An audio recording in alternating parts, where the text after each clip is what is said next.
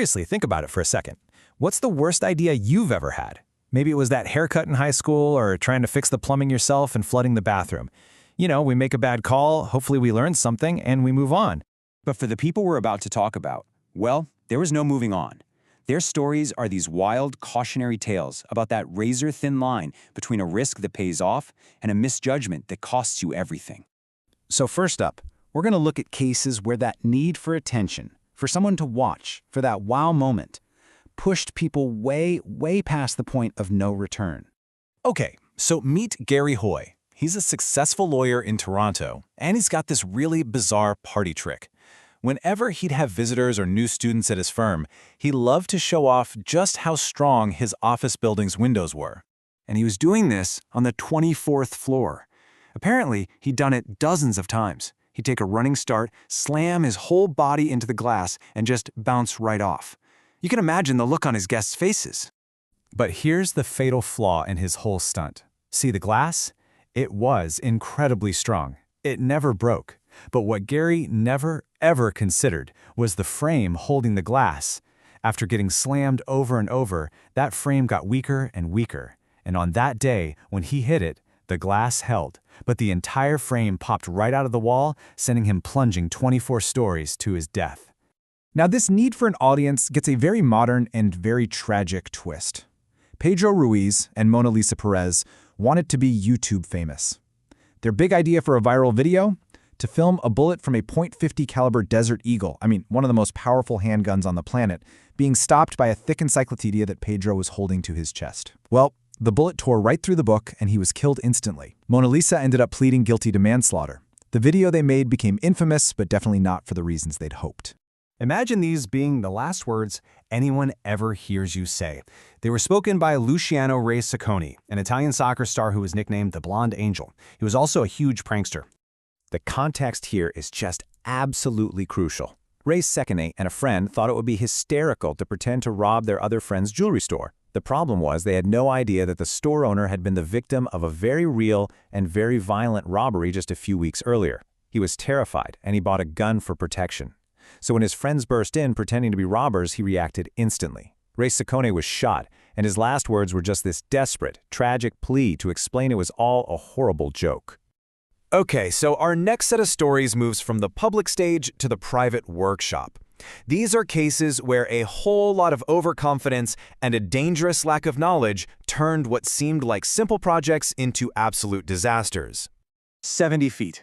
That's the height of a railroad bridge where a 22-year-old guy named Eric Barra decided he was going to try a little homemade bungee jumping back in 1997. This one it's just so heartbreakingly simple. He carefully measured out his bundle of bungee cords to be just a little bit shorter than that 70-foot drop. But he completely forgot about elasticity. The one single property that makes a bungee cord a bungee cord. When he jumped, the cord stretched exactly as they were designed to, and he hit the ground. Here's another case of a really, really bad design flaw. A farmer in Brazil needed to get rid of a beehive. So, for protection, he taped his gloves on, taped up his clothes, and then put a plastic bag over his head and sealed it tight. And you know what? It worked. It kept the bees and smoke out perfectly. But it also kept the oxygen out. And with his gloves taped on so securely, he couldn't get the bag off. He suffocated. And then there's this one, which is just baffling. A man named Marco wanted to clean his chimney. He figured he needed a weight for his broom. He looks around his workshop, and what does he see? A grenade.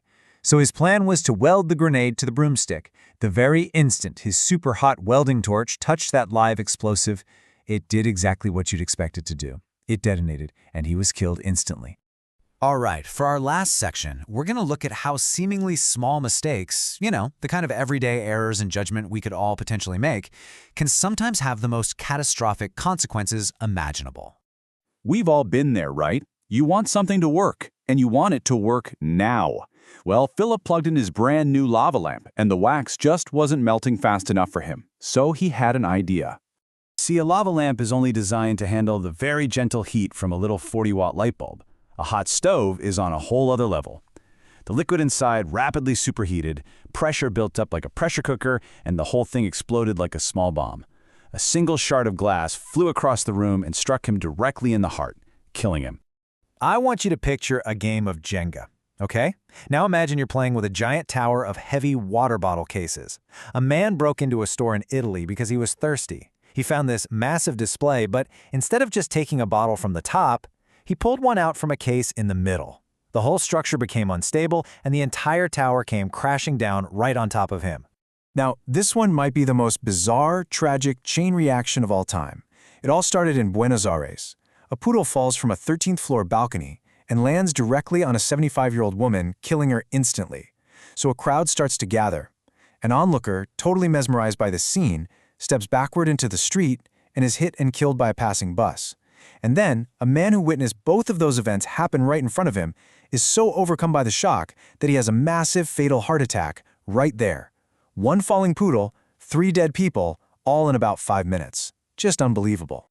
So after hearing all of these just incredible and incredibly tragic stories, you have to step back and wonder, what's the connection? What can we possibly learn from all this? It's really easy to just dismiss these stories as freak accidents, or to think, well, that was just dumb. But if you look closer, these aren't just stories about bad luck. They're actually windows into how our brains can sometimes glitch, especially when our own ego or impatience gets in the way.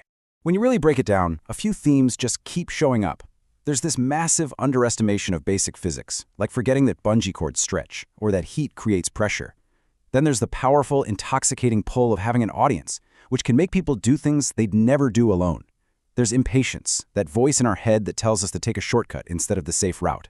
And really, underneath it all is just a profound lack of foresight, a total failure to stop and ask that one simple question: what is the absolute worst thing that could happen here?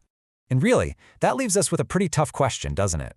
These stories are extreme, for sure, but the mental shortcuts and the biases that led to them, we all have those. And these stories are a powerful reminder that the line between a good, calculated risk and a final, fatal mistake, well, it's not always as clear as we'd like to think it is. It's a line drawn by our willingness to question ourselves, to respect the rules, and to just take a second to think through the consequences before we act.